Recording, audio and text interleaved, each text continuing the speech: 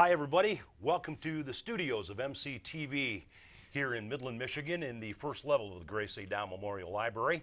My name is Dale Robbins, along with my co-host Rich Violette, as we bring you episode 2 of Northwood Replay 2018, as we've done and we'll do all season long with you, and that's invite and be very pleased to have head coach Leonard Haynes of the Northwood Timberwolves in studio with us. It is week 2 of MCTV's Northwood Replay, but it's actually following week 1 of the GLIAC 2018 season for Coach, as we have a game under our belt that took place this last Saturday, September 1st, down in Tiffin, Ohio. We're going to talk about that one. We've got another game coming up this Saturday, our home opener on the campus of Northwood University at Haynes Stadium, which you're all invited to. And we're going to cover some of those topics.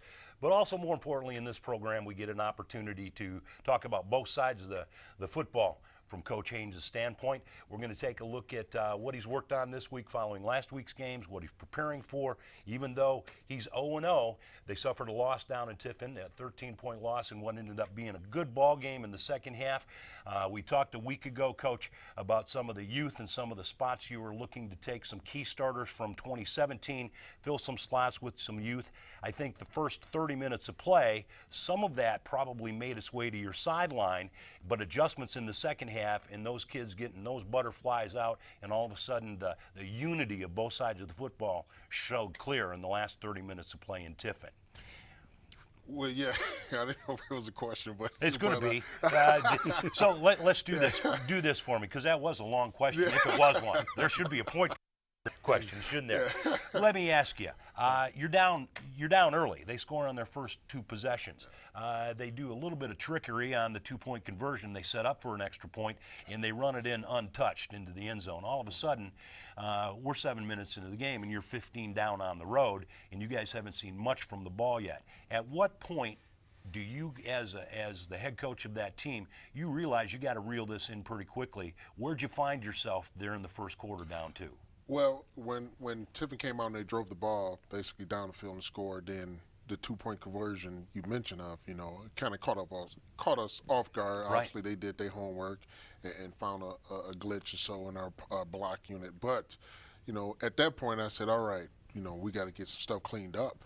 And as the half went on, that first quarter went on, we're looking and we're down 15-0, and I said, well, we got to really get some stuff cleaned up. And I didn't know if it was nerves. I didn't know if it was our guys, some of the first-time guys out there playing or what it was, but I knew it wasn't Northwood football. Right. And so, as it went on in half, I believe we scored. Obviously, we got 6 points on the board, and they blocked the field goal or the extra point. And so still at that time, we just wasn't ourselves, and I really wasn't satisfied with that. And again, we looked like a little league football team, and I'll just be honest with that. And so we had to reel these guys back in and get them going. Coach, I seen the adjustments after that first quarter, like you were talking about, because you took away Tyler Denton.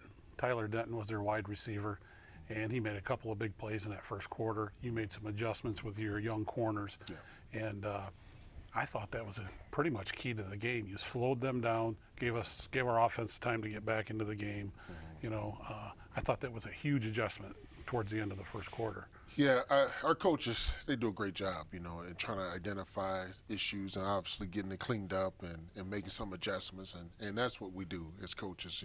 We have to be able to adjust our scheme or just the game plan if that's the case. And, they had a few good wide receivers out there, the Charles Holland kid. Right. He's another one. So we had our hands full, and our guys understood that. So, but it just take our guys, stepping up to the challenge and winning those one-on-one battles. That's what it really comes down to. Then they went to the other side. They went to Victor Talley a couple of times, another excellent wide receiver, 6'4". Mm-hmm. We were there in coverage. Sometimes they're just better than Sometimes, you. Can come down with the ball because of height or dimensions or whatever. Mm-hmm. But I thought we did some very good job of adjustments. Yeah, and again, our guys stepped up to the challenge, at the end of the day, and that's what you want to see, the fight. We talk about keep fighting around here, and so our guys kept fighting. So at the end of the day, as a coach, I can come out of it, on the positive end, and at least we fought, all the way to the end. And so that's what it comes down to. The one-on-one matchups, are you going to compete, and are you going to keep fighting? I was going to bring up Watson, the guys that were hitting these wide receivers that had big games. He ends up with about 320 yards in the air, 24-29. He was a solid, and he was good against us last year when we suffered a 13-point loss down there 2 years in a row. They have a good athletic club, and now they are no longer in the GLIAC, but they are in the GMAC. So that transition, I don't know that they did a whole bunch different by switching leagues in 2017, but it was a good matchup last year, and it seemed like it almost had the same pacing. Yeah. We talked a little bit about Coach and 7-4 in 2017 for the Wood, with probably a half a dozen plays combined. That's a 9-2 season on paper. The big play and hurting yourself ended up to kind of haunt us in the second and third quarters. We're down by 20. Right. We're down by 20 at one point, and with time on the clock in the fourth, it's a single-score game. We're down 6. So those adjustments that you give credit to your coaching staff is true, but this week after week, these are the kinds of games that you guys play in, regardless of who's on the other side of the ball. Yeah, it doesn't matter. Tiffin's a great football team. Very athletic, very long. We knew that going into it. A lot of the guys from last year, they were back. Quarterback's much improved, so I don't think he missed too many throws at all. No, 5 throws. Yeah, 5 throws. And so, we knew going into it, hey, these guys, hey, we got to come ready to play. It doesn't matter. Each and every week you have to come ready to play. And, you just can't beat yourself against good football team. Any team, you just can't beat yourself. When you say, I'm just going to add, when you say we come to play, we're going to take a quick snapshot of some of your guys. These, by the way, are nice pictures. You take these on your phone? No, not at all. All right, let's take a look at what you have when you say we come to play. Some of our key players, Dimitri Abro, defensive back for us out of Macomb, Dakota. He's a captain for us now, been voted as captain, and so very proud of what he's been able to pull off here. Chad Samuels, a young man that very, very proud of, is battled and earned a free safety spot starting for us. He's been a very key player for us. He's one of our leaders on the football team as well, and the captain. And Neil Fleming, good to have him back on the defensive line out of Grosse Pointe. Great to have some beef up front with him back in the fold. He missed all the last year because of an injury. Obviously, Joe Garbarino, a quarterback who's grown by leaps and bounds over the past couple years. Now is taking control of the offense, and he's also a captain for us as well. And Zach Gustafson back for his senior year, defensive end. We're looking for him to have a breakout year for us, and he's right there on the verge of doing that. And Abdul Levy, he was back. It's great to have him back in the backfield. After a big-time injury last year, he's back, and he's back battling with that A-back spot. Travis Wilcher, who's really stepped up in the leadership role as well for our linebacker spot. This is his second year starting, and I'm looking for him to keep improving and doing great things. Well, and that list goes on, and we'll meet them each week. We're going to find out some more on who you consider to be your key people on both sides of that football, because that is, in your special teams, that's very youthful as well. We talked about that a little bit, with McCormick gone and the steadiness of that. Reiser with an extra point miss early on in the game. And you had a youngster climb out on the field doing your punting this last week. I had to find him on the roster. Parker Blessed. It was kind of like, wow, where's he at? And he actually had a great boot. I thought he helped you in the punting game, even though it was his really first look at that. Yeah, his first look. Parker's he's gonna be a good punter for us. Let's go to Tiffin, Ohio. We pick it up.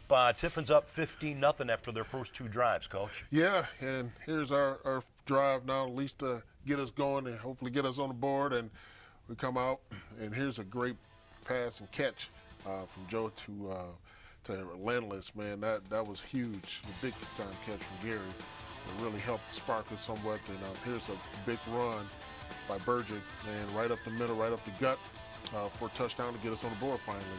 And so, as you said, our extra point got blocked, which is a little disappointing. But here we go again. We're driving. Joe's kind of finding this rhythm. And he's running. A big gain there for us. First down. Yep, first down.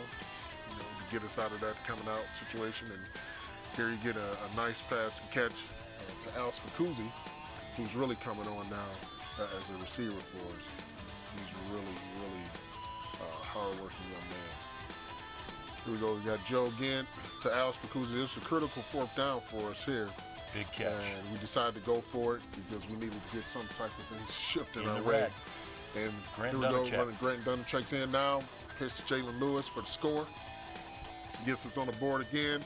So we got some things going momentum-wise, and here's a big catch by Gary. Big play Gary now. 114 yards on the day. Yes, Gary really exploded that night. And here's Christian Martinez, young man I've kind of talked about, guys, who's a quarterback, and we split him out to wide receiver, and we think he's going to be excellent. Just a sophomore. Just a sophomore. And here we go with Grant on the quarterback keeper, quarterback power, and for the score. So now we got the score down. Momentum's on our side, and then so again, we just got to be able to step up in those key situations and make stops defensively. But we don't quit. So here we go with Al Spacuzzi. A nice kick return, which is great. Again, that's another spark, but again, we got to be able to finish. Coach, I'm glad you said that. We don't quit. And I know that's a bright spot. Yeah. We were right there. We were within 6. Team never gave up. That's a testament to the leaders of this team, some of the young players you showed earlier. Yeah. I never felt like we were out of the game. And so that's good. Yeah, that's good. We'll build off of that for sure. Take a look at some of the GLIAC action, all non-conference play from week 1, Coach. Obviously, we know the score. Tiffin and Northwood, Wayne State, and all these, I believe, are non-conference games. Wayne State beat Walsh, Saginaw Valley, take out Alden Broadus. Big game there, Indiana IUP versus Ashland. I actually watched that game on the internet. That was a very good game. And so, but you see Indiana pour that out. Grand Valley was supposed to be a big game on ESPN3. Grudge match, Valley, right, from a year ago. Indianapolis beat Grand Valley. And so see Grand Valley beat them this year. Ferris State beat East Stroudsburg. Michigan Tech over Truman. I had a chance to catch a half of that game, and McKendree outlast Northern Michigan. So that's a look at week 1. We are going to venture into week 2, but knowing that Coach doesn't get too far ahead of himself, I learned yesterday that this club doesn't look to an 11-game schedule. Actually, they're working on tomorrow's walkthrough and practices. Their first play of their Friday walkthroughs for Saturday is what they're concentrating after today's practices. So they are literally one play at a time. So we won't get too far in front, but we are going to take a look at Missouri S&T. Coach had given us a look at a few of his players, actually, and he had cited one of them as one of the team's leaders. We're going to take you to the defensive side of the ball. We're going to put you right at the free safety right after this quick public service announcement on MCTV. We are excited and ready to have conversation with Chad Samuels, senior for the Northwood Timberwolves, one of the leaders on the D side of the ball. We'll do that on Northwood Replay right after these important words.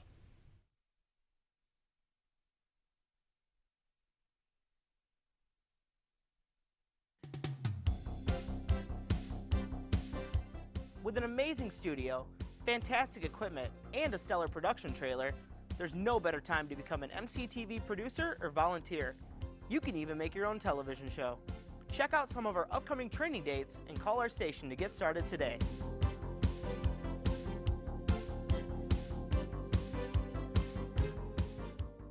For more information on trainings or anything else related to MCTV or MGTV, make sure you check out the city's website. And don't forget to like MCTV on Facebook.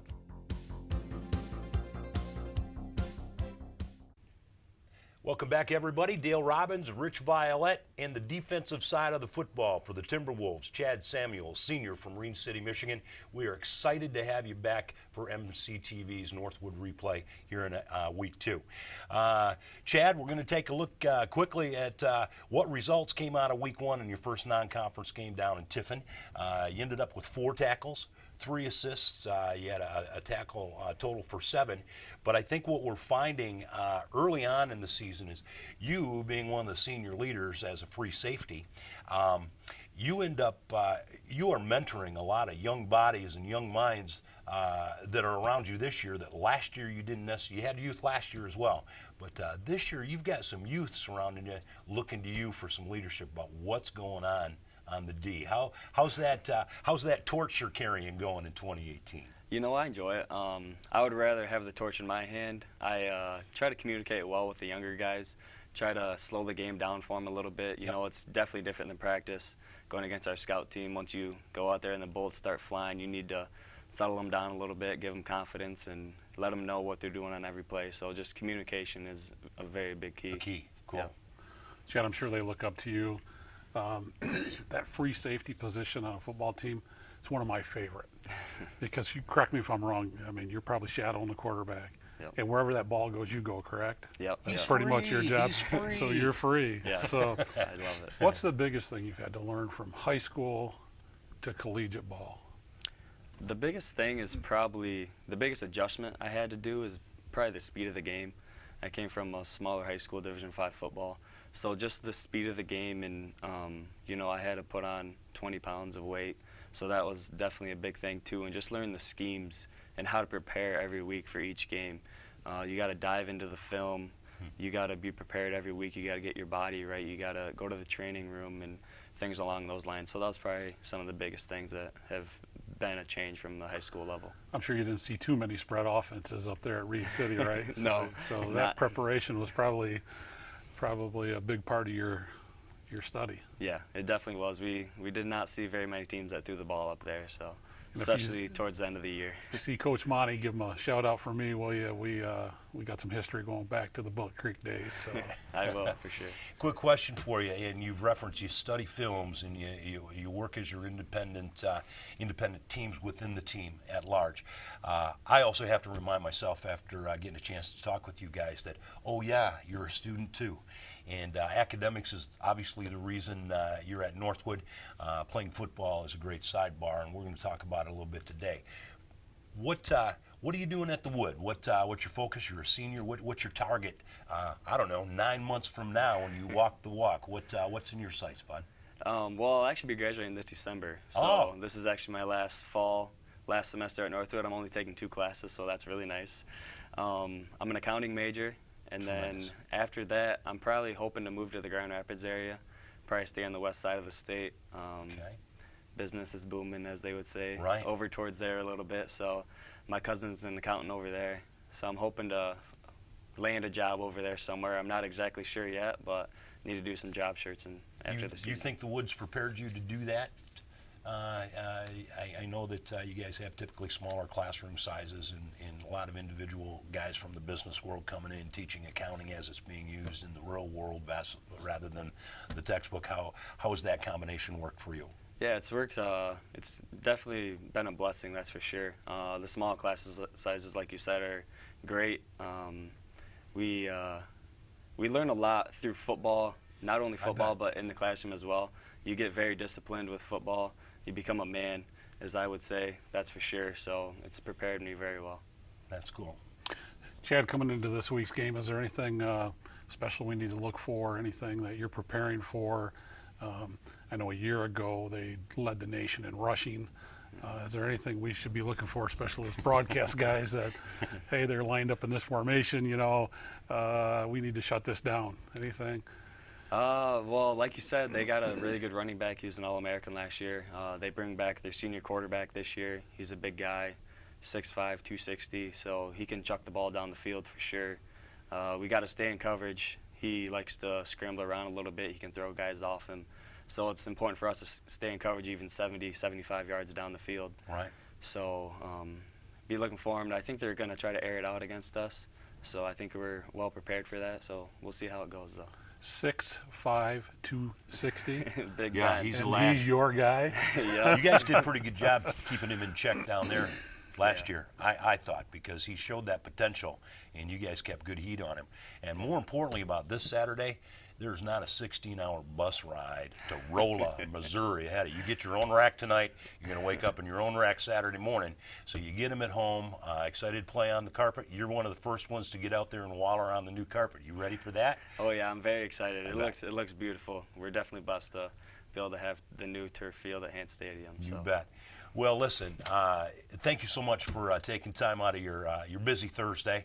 And I know Coach has got to get you to practice here in the next few minutes. But Chad Samuels, senior free safety for the Northwood Timberwolves. We told you we were going to get his helmet off and his shoulder pads back in his locker. You've got underneath in the inside scene of Timberwolf 2018.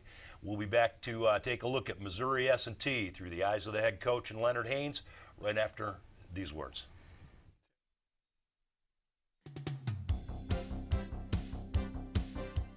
With an amazing studio, fantastic equipment, and a stellar production trailer, there's no better time to become an MCTV producer or volunteer.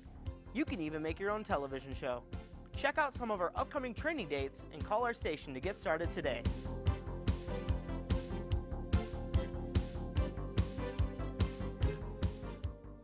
For more information on trainings or anything else related to MCTV or MGTV, make sure you check out the city's website. And don't forget to like MCTV on Facebook.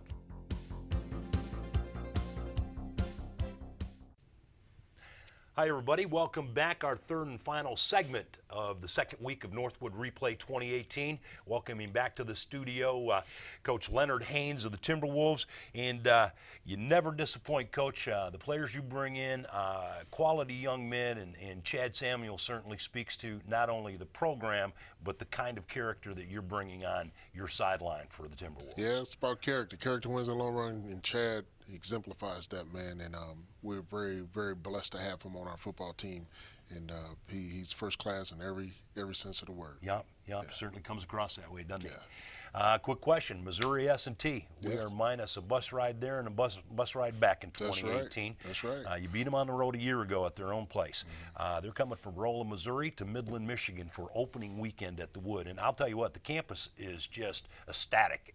The kids are on fire. Not only are they back in classes now going on 2 weeks, but it is fall sports season, and the Northwood Timberwolves football team is one of the catalysts of that energy. Talk about that and what we need to do in Missouri with the hometown crowd. Well, first home game, obviously, and the campus is buzzing. They want to see the football team. We're back at home playing on the turf. Everybody's talking about the turf. And so, yeah, it's very, very exciting right now around Northwood. And so, obviously our job is to go out there and put a good product on the field. Right. And we put a show on for our fans and friends and family. So, we're very excited to get this going.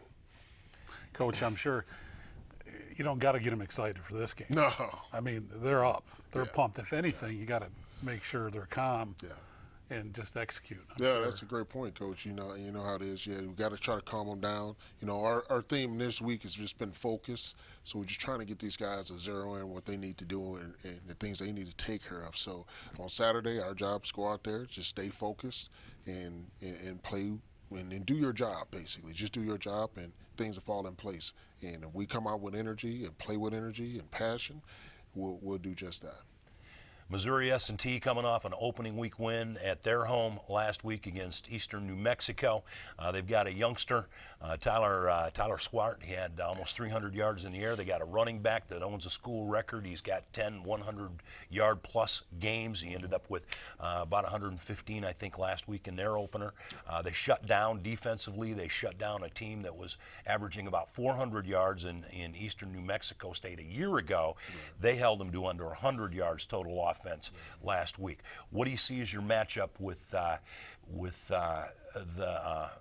Miners in 2018? What's that bring to you? Well, they return just about everybody on offense, Right. except for a few offensive linemen, or a couple offensive linemen, and defensively they returned some guys that they had as well last year. So they're a pretty seasoned team. They got better after we played them a year ago, and they wasn't bad last year. Right. And so, but this year they're a little bit more seasoned. The quarterback is slinging it everywhere, like Chad says, 6'5", 260, and those To load. receivers, they all on the same page. They kind of run what I call the scramble drill, and then throw the ball up, and those receivers run under it. So, and the defense is much improved as well from last year. They shut down, like you said, that Mexico team who was averaging 400 yards on the ground. Right.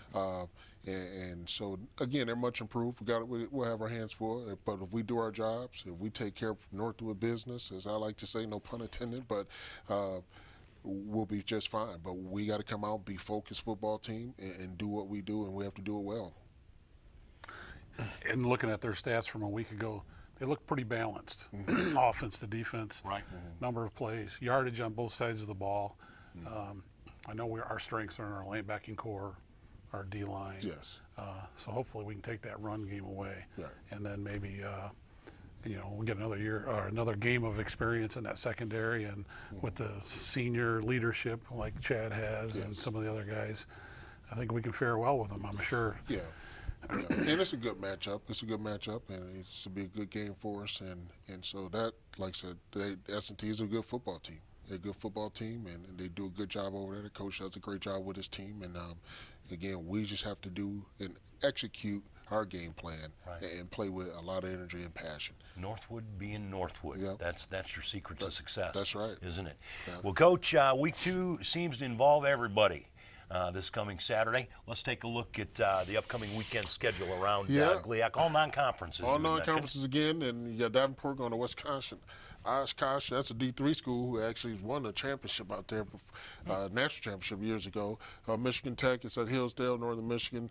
Looks like that's, I don't know if that's Tennessee or Texas, but Missouri is coming to us. Saginaw Valley plays Wash, Wayne State versus Indianapolis. That should be a good game. Ferris State versus Findlay, 2 nationally ranked teams going up against each other. Ashland and Ohio Dominican, that's a rivalry down there, which should be a great game. And Grand Valley goes down to the Delta in Mississippi and take on Delta State. Okay. Wow. Quick question for you. Some growth opportunities from last week. So you saw some things, especially in your youth, as we talked about in the first half, adjustments made second half. You don't have to change a whole bunch to be who you guys have been practicing to be now for going on 8 weeks. I mean, you got everybody else in camp and conditioned. For your success in Northwood doing their own business come Saturday, anything we ought to see specifically? Have you got a new twist? Have you worked on something specifically based on some of last week's experience? You know, not really. Just our energy level and our focus is one thing we've talked about. We have to be more focused. We want to play 60 minutes of football. And, I mean, coming out from the beginning to the end, right, playing with energy and passion. And if our guys stay focused and do their jobs, we'll be just fine. It happened. You know, we cannot ease in the games. I always talk to our players here, it's not about ease. You cannot ease into any football game and think all of a sudden you can turn it on. That's just not the way it is. You have to come out ready to go from the kickoff or kick return and take it from there. Like a sprinter in the blocks. Exactly. And also, I mean, there are always going to be some lows in a football game. It's just how you overcome them. You know, do you forget about it and move on, or you hang your head, or you look at the scoreboard and say, hey, we can't get this done? No, you have to keep playing, and as if there is no scoreboard, and let the score take care of itself. Right. Our guys understand we're just going to go out there and we're going to play hard. We're going to play 60 minutes of football. Here's my final. You get one.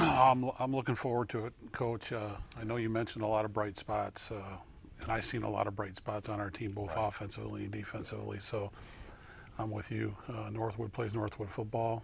I'm looking forward to this week's kick. Yeah, we are too. Speaking of this week's kick, by golly, there it is for you. It's Thursday today, but we don't know when you're seeing this on MCTV. It could be 3 or 4 times it shows before.